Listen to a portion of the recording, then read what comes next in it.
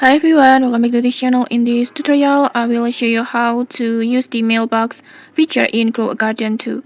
So the mailbox will let you to communicate with friends and send or receive gifts such as seeds and pets. And to get started, just walk to this mailbox in front of your gardens, tap on view, and then in here you can just receive mail from your friends or just send the mail to your friends. And to send the mail to your friends, just search your friends on here like this, and then next you can just choose the item that you like to send.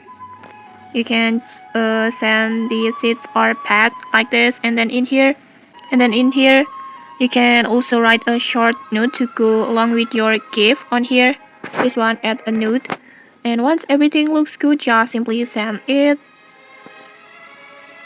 like this. Just tap on send, and just like that your gift will be sent to your friends.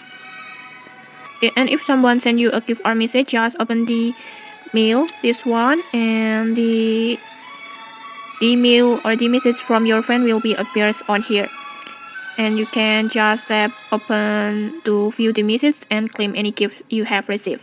And okay, that's it. That's how you can use the mailbox in Grow a Garden 2. If this guide helped you, don't forget to like, comment, and subscribe for more tutorials. Thanks for watching, and see you.